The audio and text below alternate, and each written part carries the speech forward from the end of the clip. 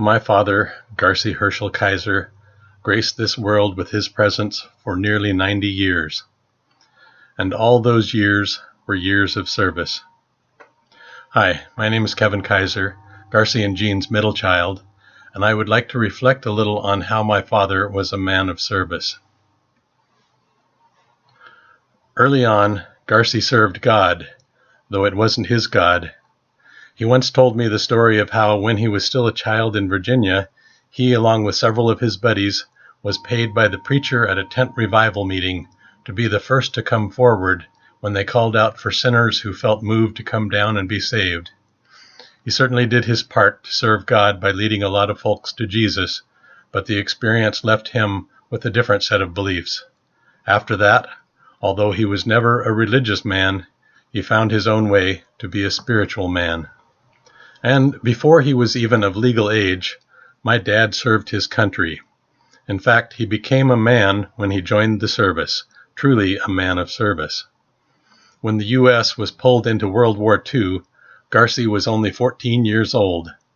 A couple of years later, the war was still raging, and he lied about his age so that he could join the Navy and fight for his country.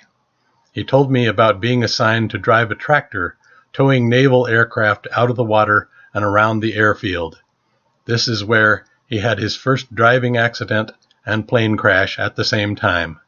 He accidentally crashed a plane he was towing into another parked plane. One job he had while assigned in Panama was to run the base post office. He said that everyone was really nice to him because he was their lifeline to mail and therefore to home. Although it may not have occurred to him, I'm sure they were also very kind to him because he was a really nice guy. After Panama, Dad shipped out to fight in the Pacific Theater. I am forever grateful that the war came to an end before that ship reached its destination. After leaving the Navy, my dad tried out a lot of different jobs. He worked at a steel plant, in automobile factories, and even as a Fuller brush salesman. At one point, he went to Texas to work in the oil fields, and because the oil boom was in full swing, there were plenty of jobs to be had, but no vacancies for living quarters. He returned briefly to Virginia to work in the coal mines. He finally settled down for a while in Michigan, where he served and protected the public by joining the Michigan State Police. Now, fortunately for myself and my siblings, Michigan borders on Canada, and it was across the border that Dad met Mom. In a story involving a convertible, a fruit stand, a dance, a mysterious note, and a 3 a.m. phone call, they somehow ended up together. Jean stole his heart, and eventually Garcie stole her away to the States, and the rest is history. And biology. When I say that Garcie settled down for a while in Michigan, you have to understand that until he discovered Hawaii, my dad never stayed in one place for long. In the 18 years that I lived with him, we lived in at least 8 different places. Anyway, Dad's next role in life was as a servant of industry. I don't know how he went from being a cop in Michigan to being a lumberjack in Washington State, but he bounced around with his new family from Raymond to Port Angeles to Forks and to who knows where else, but eventually reached Northern California. Mom says that it was while working in the woods wearing a logger's hard hat with the tight straps that Dad first started to become hair challenged. But once again, he was not only good at his job, he was even better at making friends, many of whom are his friends to this day. When he left the woods, partly because of back pain, he began to serve his new buddies. He opened a saw shop in Willow Creek, California. Yes, that's Bigfoot country.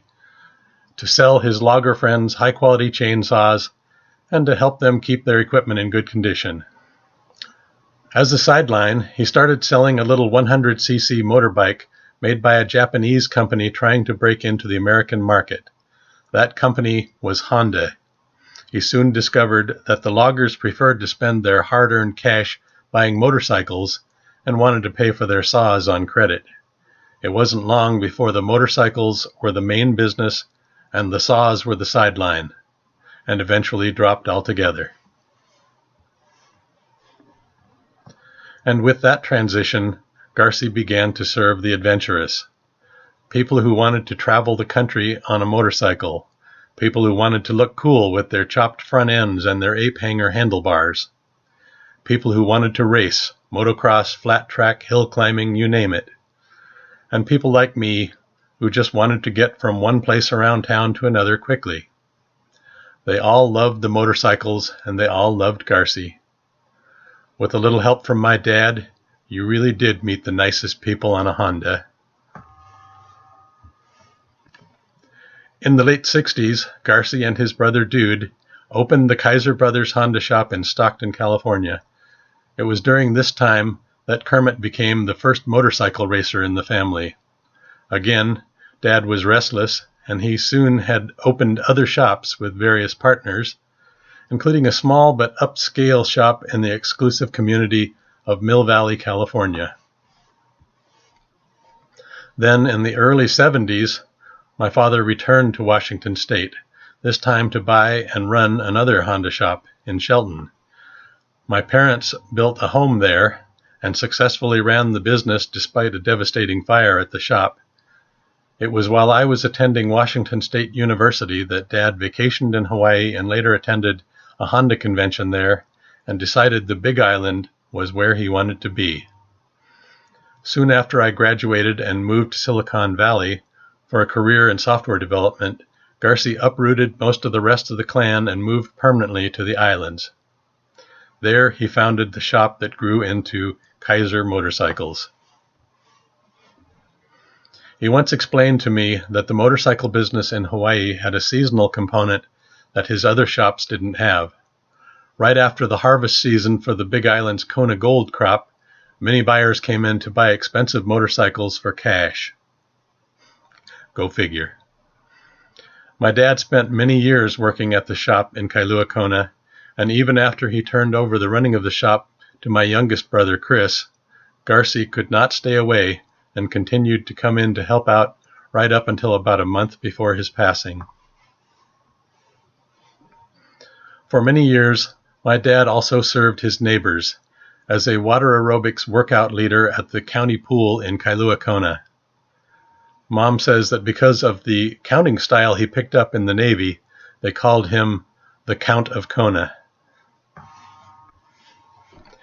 And always, my dad served his family.